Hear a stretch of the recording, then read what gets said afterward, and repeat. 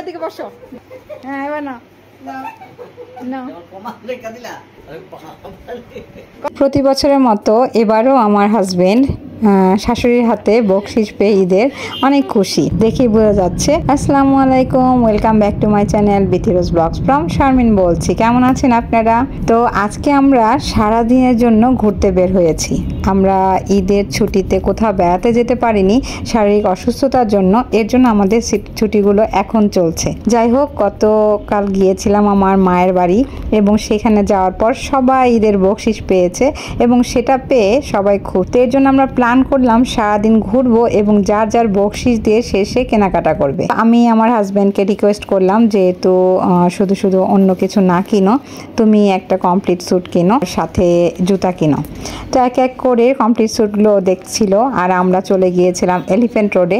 আমরা সব কিছু আজকে পুরান ঢাকার থেকে শপিং করব ভেবেছি, এর জন্য আমরা সেখানে চলে গেলাম এবং শাশুড়ির দেয়া সেই গিফটের টাকা দিয়ে সে শপিং শুরু করলো। এরপর এখান থেকে আমাদের যেটা পছন্দ হয়েছে সে স্যুটটা কিনে এরপর আমরা সেটাকে অল্টার করার জন্য লোকদের কাছে দিয়ে আমরা সরাসরি চলে গেলাম স্টার কাবাবে।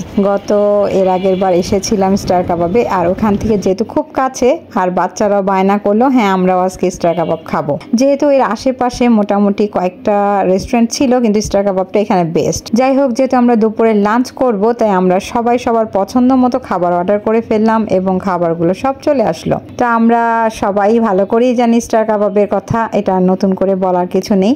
আমরা নিয়েছিলাম, আমি আর আমার হাজব্যান্ড নিয়েছিলাম কাচ্চি, আর আমার বড় মেয়ে নিয়েছিল খিচুড়ির সাথে চিকেন, আর আমার ছোট মেয়ে নিয়েছিল চিকেন পোলাও, আর আমার ছেলে নিয়েছিল চিকেনের সাথে খিচুড়ি। যাই হোক, তারপরে আমরা সবাই মিলে ফ্রেশ হয়ে এসে বসলাম, তারপর সবাই মিলে একটু একটু করে খাবার খাওয়ার জন্য রেডি হয়ে গেলাম। সময় যেটা হয় আমরা খুব গল্প করি, গল্প আড্ডা করতে করতে আমরা খাবারটা এনজয় করি। এর মধ্যে থেকে আমি আবার আমার বড় মেয়ে খাবারের জন্য বলছিল ফালুদা পছন্দ করে, যার কারণে ওকে ফালুদা অর্ডার করে দিলাম, যেহেতু খাবারের লাস্টে সেটা খাওয়া হবে। তারপর আমরা সবাই মিলে একসাথে খাওয়া শুরু করলাম। আর যেহেতু আমি বোরহানি পছন্দ করি, ওটা না থাকাতে বাধ্য হয়ে আমি মাঠা নিয়েছিলাম এবং সবার জন্য ড্রিঙ্কস কোক নিয়েছিলাম। যাই হোক, সবাই সবার মতো করে মজা করে খাওয়া দাওয়া করছি। ইমিকো দুষ্টুমি করছিল। আর ওই যে বললাম, ঠিক লাঞ্চ টাইমে মোটামুটি ভিড় ছিল, আর স্টার কাবাবে ভিড় থাকবে না এটা তো আসলে বলাই যায় না। অনেক ভিড় ছিল দুপুরবেলা, আর আমরা উপরে দোতলায় বসেছিলাম এসি রুমে, বাইরে যেহেতু প্রচণ্ড গরম ছিল।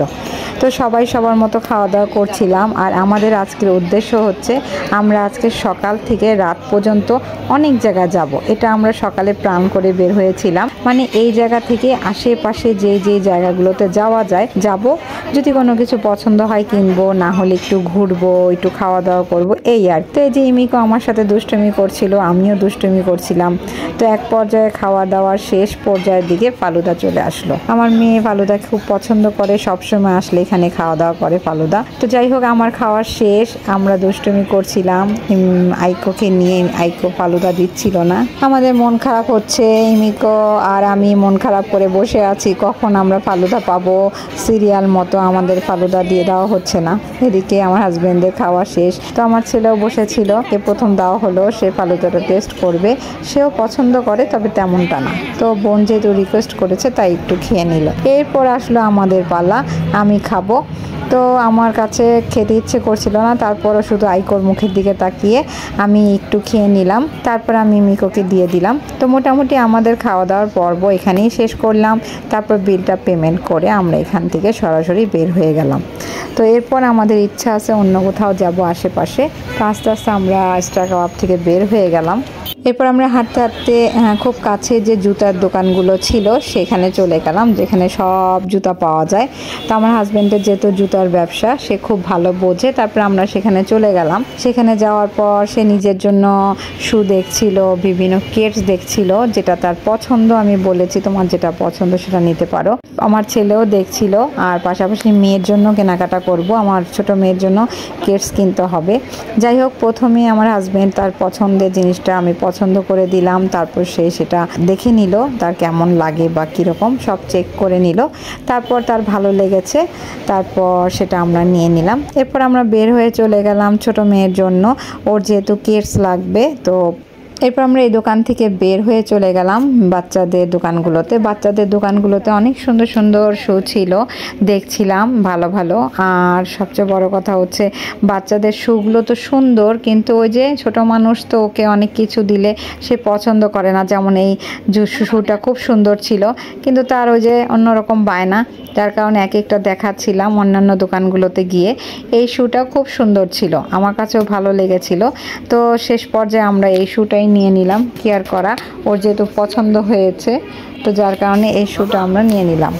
এরপর এখান থেকে খুব কাছাকাছি ছিল আইসিটি ভবন। যেহেতু আমি এখানে যখনই আসি তখনই আইসিটি ভবনে যাই টুকটাক কেনাকাটার জন্য বা দেখার জন্য। তো সবাই মিলে একসাথে আইসিটি ভবনে চলে গেলাম। আর আমার খুব ইচ্ছে ছিল যে আমি একটা ল্যাপটপ কিনবো। তো আমার যে আগের ল্যাপটপটা, সে ল্যাপটপটা ভালো না, আর ল্যাপটপটা ছিল গিফট আইটেম, একজন বাইরে থেকে আমার জন্য নিয়ে এসেছিল। কিন্তু এটা ছিল আরও অনেক ওল্ড মডেলের, যেটা এখন আর বাংলাদেশে চলে না। এতটাই ওল্ড মডেল যেটা আসলে বাংলাদেশে এখন আর এটার কোনো দামই নেই বলতে গেলে, এটা এখন আর কোনো কাজে আসবে না। তো যেহেতু গিফট, তো গিফটই আসলে, সেটা বলে বোঝানো যাবে না, গিফটের কথা নাই বলি। তো শেষ পর্যায়ে আমার হাজব্যান্ড কিছু রাউডারের ব্যাপারে কথা বলছিল।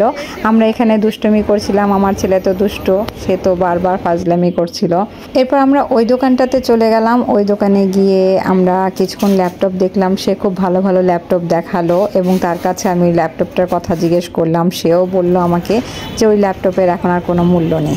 এরপর কথাবার্তা বলে পরবর্তীতে আবার যাবো সেই কথা বলে আমরা সরাসরি ওখান থেকে গাড়ি নিয়ে চলে আসলাম বসুন্ধরা সিটিতে। ওই যে বললাম সারাদিন ঘুরে বেড়াবো আজকে, মোটামুটি মজাই লাগছিল অনেক। তারপরে আমরা এখান থেকে বসুন্ধরায় কতক্ষণ ঘোরাঘুরি করলাম, জেন্টাল পার্কে, তারপর সেলর, এগুলোতে ঘুরে ঘুরে দেখছিলাম। ছেলে কিছু তার নিজের জন্য টি শার্ট কিনবে, সেগুলো দেখছিল আর আমরা মজা করছিলাম। তো নিচে অনেকক্ষণ ঘোরাঘুরি করার পর আমরা দোতলায় চলে গেলাম। আমরা যে টাইমটাতে এসেছি সেই টাইমে অতটা মানুষ ছিল না, খুব কম মানুষই ছিল, উপর থেকে দেখে বোঝাই যাচ্ছে মানুষজন অনেক কম ছিল। এরপর আমরা আস্তে আস্তে উপরের দিকে চলে গেলাম। আমার মেয়েও আমাকে ভিডিও করছিল, খুব মজা করছিলাম আমরা, আসলে প্রত্যেকটা সময়কে আমরা খুব এনজয় করছিলাম।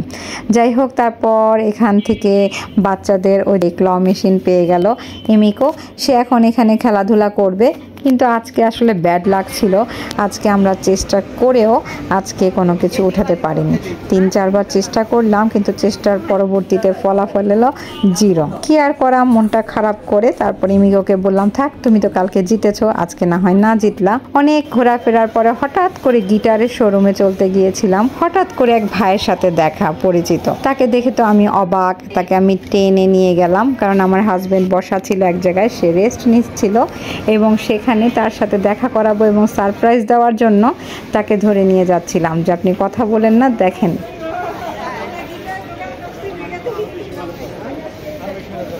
তারপর তা আমার হাজব্যান্ড তাকে দেখে সারপ্রাইজ হয়ে গেল। তারপর তাকে বসালাম, পরে তার সাথে অনেকক্ষণ গল্প করলাম, অনেক দিন পর তার সাথে দেখা, ভালো লাগলো অনেকক্ষণ তার সাথে গল্প করে। তার অনেক কথা শোনার পর আমরা তাকে বললাম, ঠিক আছে, যেহেতু গিটারের দোকানে আমাদেরও কাজ আছে, আপনারও কাজ আছে, তো চলেন আমরা গিটারের কাজটা আগে শেষ করি। সেই জন্য সরাসরি আমরা এখন চলে যাচ্ছিলাম গিটারের দোকানের দিকে।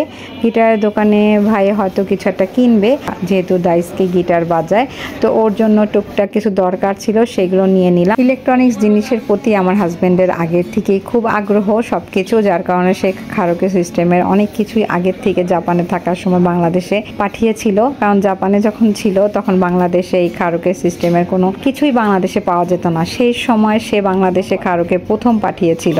তো ইমিকো তো খুব ক্লান্ত হয়ে গিয়েছে। এরপর আমরা খাওয়া দাওয়া করবো, তো আমি ভাইকে অফার করলাম, চলেন আমরা একসাথে খাওয়া দাওয়া করি। তারপর তাকে আমরা ফুড কোর্টে নিয়ে গেলাম। ফুড কোর্টে নিয়ে আমি কিছু খাবার অর্ডার করে ফেললাম, অর্ডার করে তারপর ভাইকে আসলে খাওয়ালাম, সেও খুব ক্লান্ত ছিল।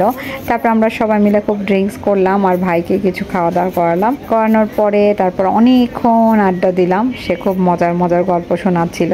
এই তো তারপর আমাদের মোটামুটি খাওয়া দাওয়া শেষ করে আমরা এখন চলে যাচ্ছিলাম বাসার দিকে। তো ছোট্ট একটি ব্লগ নিয়ে আপনাদের সাথে শেয়ার করলাম। আজকে সারাদিনটা আমাদের অনেক আনন্দে কেটেছে। আজকে এ পর্যন্তই, ভালো থাকবেন সবাই, খোদা হাফেজ, আসসালামু আলাইকুম।